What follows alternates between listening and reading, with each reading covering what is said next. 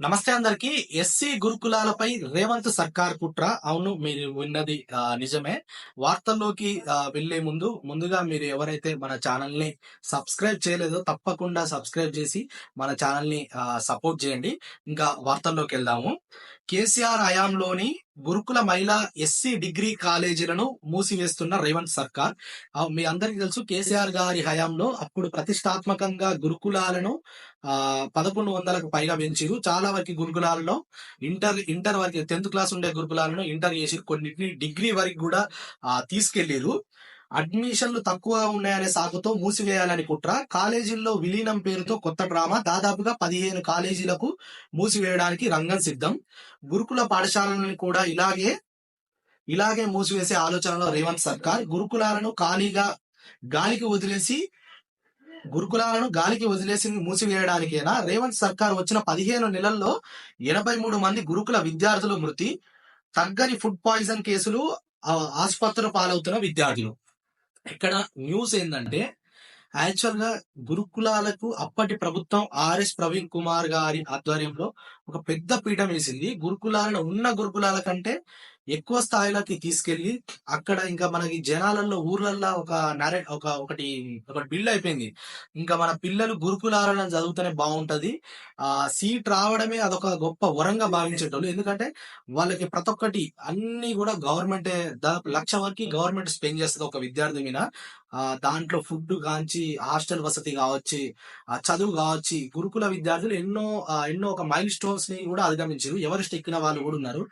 మంచి మంచి ఉన్నతమైన స్థాయిలో వెళ్ళిన వాళ్ళు ఉన్నారు. గురుకులాల్లో చదువుకుంటే అదొక అదృష్టంగా భావించే అంత స్థాయికి ఎదిగింది. అలాంటి గురుకులాలని ఇప్పుడు అడ్మిషన్లు లేవనే సాకులతో మహిళా డిగ్రీ కాలేజీలను మూసివేసే ప్రయత్నం చేస్తున్నారు. ఈ మూసివేయడం వల్ల గవర్నమెంట్ కి ఏముంది, బడ్జెట్ లో ఇంకా ₹4 తక్కువ పెట్టుకోవచ్చు. అసలు విద్యకు పెట్టేదే తక్కువ, అందులో ఈ మూసివేస్తే ఇంకా కూడా బడ్జెట్ మిగిలిపోతుంది. ఈ కాలేజీలకు కేటాయించే కేటాయింపులు కూడా గవర్నమెంట్ కి మిగిలిపోతుంది. మరి ఎస్సీ ఎస్టీ వర్గాలను ఇంకా కూడా వెనుకబడేటట్టు చేయడం, వాళ్ళని విద్య నుంచి దూరం చేస్తే వాళ్ళకి ఏది రాదు. విద్య ఉంటేనే ప్రతి ఒక్కటి వస్తుంది. రాజ్యాధికారం కానీ, ఏదైనా కానీ, చైతన్యం కానీ, ప్రశ్నించే తత్వం కానీ విద్య నుంచే వస్తుంది. ఆ విద్య మీద దూరం చేస్తే ఇక ఎవరికి ఏది కాదు. ఇక మీరు అట్నే ఉండరు, మేము ఇట్నే ఉంటాం, మేము పాలిస్తాం, మీరు బానిసల్లా ఉండరు అనే ఒక ఇండికేషన్ కానీ మనకు కనిపిస్తుంది. దాదాపుగా 15 కాలేజీలను విలీనం చేస్తారంట. 15 కాలేజీలు అంటే ఒక కాలేజీకి ఒక డిగ్రీల చాలా బ్రాంచ్లు ఉంటాయి. దాంట్లో ఎంత లేదో 200-300 విద్యార్థులు వేసుకున్నా కూడా దగ్గర 2-3 వేల విద్యార్థులని రోడ్డు మీద పడేసినట్టే. వాళ్ళు ప్రైవేట్ స్కూళ్ళకి వెళ్ళి, ఎస్సీ ఎస్టీ విద్యార్థులు ప్రైవేట్ విద్యా సంస్థలకు వెళ్ళి, కాలేజీలకు వెళ్ళి మళ్ళీ వేలకు ఫీజులు కట్టి చదువుకోవాల్సిన పరిస్థితులు క్రియేట్ చేస్తుండ్రు. గురుకుల పాఠశాలను కూడా అలాగే మూసేయాలి అన్న ప్రయత్నంలో ఉన్నారని మేజర్ గా కనిపిస్తుంది. ఇక్కడ గురుకుల పాఠశాలని మీకు ఒకసారి ఐడియా ఉంటే, ఒకసారి సీఎం రేవంత్ రెడ్డి గారు మాట్లాడుతూ 6 సంవత్సరాలకి గురుకుల ప్రవేశాలు 5వ తరగతి 6వ తరగతికి వీళ్ళు వెళ్తారు కదా, హాస్టల్లోకి వెళ్తారు కదా. వీళ్ళు చిన్నతనంలోనే వీళ్ళని హాస్టల్లోకి వేయడం ద్వారా వీళ్ళు పేరెంట్స్ యొక్క ఆప్యాయతకు దూరం అవుతున్నారు. ఇది మంచిది కాదు. వాళ్ళు తల్లిదండ్రుల దగ్గరనే ఉండాలంటే తల్లిదండ్రుల దగ్గర ఉండి ప్రైవేట్ స్కూల్లకు పోవాలా. ప్రైవేట్ స్కూల్లకు పోయి ప్రైవేట్ విద్యా సంస్థలకి వీళ్ళు సంపాదించిందంతా విద్యకి, ఆరోగ్యానికి సర్వం దారపోసి వీళ్ళు చదువుకోవద్దు, 10 వరకు చదివి 12 వరకు చదివి ఆపేయాలా అన్న ఉద్దేశంతో అప్పట్లో మాట్లాడిండు. నేను ఆ బిట్ బయట ఉంటే కానీ నేను మీకు డిస్ప్లే చేసే ప్రయత్నం కూడా చేస్తాను. ఆ ఉద్దేశంతో ఈ చిన్న పిల్లలంతా కూడా 6వ తరగతి 7వ తరగతి వీళ్ళందరూ మన పేరెంట్స్ తోనే ఉండాలన్నట్టుగా ఒక ప్రసంగంలో ప్రస్తావించండు. నేను ఆ వీడియో ఉంటే కూడా నేను డిస్ప్లే చేసే ప్రయత్నం చేస్తాను. ఇప్పుడు అదే మనసులో పెట్టుకొని వీళ్ళు చేస్తున్నట్టుగా కనిపిస్తుంది. ఈ గురుకులాలని మూసివేయడం అనేది అయితే పెద్ద ఒక అనాలోచితమైన నిర్ణయం అని చెప్పుకోవచ్చు. ఇట్లా మూసేసుకుంటా పోతే నాణ్యమైన విద్య కరువు అవుతుంది. పేద విద్యార్థులు, బడుగు బడిన విద్యార్థులకి ఈ గురుకులాల ఒక గొప్ప వరం. గత ప్రభుత్వం వీటిని మంచిగా చాకచక్యంగా తీసుకుని మంచి నిజాయితీ గల ఆఫీసర్లు పెట్టింది. వాళ్ళు దానికి తగ్గట్టుగా పనిచేసిరు. అట్లనే రిజల్ట్స్ కూడా ఉన్నాయి. విద్యార్థులు ఒక గొప్ప స్థాయిలోకి వెళ్ళారు. ఇప్పుడు ఆ గురుకులాల సీట్ వస్తే మంచిదిరా నాయన, దండనరా బాబు, ఇక మా ఓని బతుకు సెట్ అయిపోయినట్టే, వాడు ఎక్కడైనా సెట్ అయిపోతాడు, వాడి లైఫ్ సెట్ అయిపోయినట్టు అనుకునేటోళ్ళు.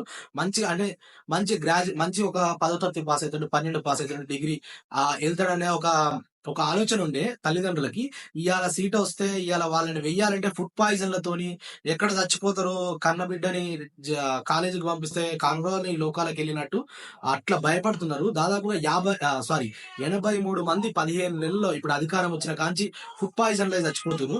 ఇప్పుడు పంపించిన తల్లిదండ్రులు కూడా మా బిడ్డలకు ఏమైతుందో ఫుడ్ పాయిజన్లు అయితే చచ్చిపోతే ఎవరు రెస్పాన్సిబిలిటీ అని ఒక భయాందోళనతోనే ఉన్నారు. మరి ఇది ప్రభుత్వం ఇకనైనా సరే ముఖ్యమంత్రి స్థాయిలో ఉన్న రేవంత్ రెడ్డి గారి దగ్గరనే ఈ విద్యాశాఖ కూడా ఉంది. తను ఇక్కడైనా సరే రివ్యూ చేసి ఎంతసేపు ఉన్నా చచ్చిపోతున్న పిల్లలకు అదే ముఖ్యమంత్రియే మీరు కదా సార్, మీరు వాళ్ళని సమీక్ష చేసి రివ్యూ చేసి వాళ్ళకి కఠినంగా ఆర్డర్లు ఇవ్వాలి. ఎవరైతే ఉన్నారో ఇన్ఛార్జ్ ఐఏఎస్ ని మీరు ఆదేశిస్తే అవన్నీ సిట్ రైట్ అవుతుంది. ఏదో ఫుడ్ పాయిజన్ ఒకరిద్దరు చచ్చిపోగానే మీరు ఏదో వచ్చి పబ్లిసిటీ చేసుకొని మళ్ళీ తర్వాత పోయి యథావిధిగా దాన్ని విద్యను నిర్వీర్యం చేసుకుంటా పోతే ఎట్లండి? ఇది ఖచ్చితంగా సమాజానికి మంచిది కాదు. ముఖ్యంగా తెలంగాణ బడుగు బలహీన వర్గాలకి అసలే మంచిది కాదు. ఇప్పుడు ఎస్సీ గురుకులాలని క్లోజ్ చేస్తారు, రేపు బీసీలను క్లోజ్ చేస్తారు, ఎల్లుండి ఎస్టీలని కూడా క్లోజ్ చేస్తారు. ఇక అందరూ బలహీన వర్గాల అన్ని కూడా వాళ్ళకి చదువులు దూరం చేస్తే అన్ని దూరమైనట్టే. తగ్గని ఫుడ్ పాయిజన్ కేసులు ఆసుపత్రి పాలవుతున్న విద్యార్థులు.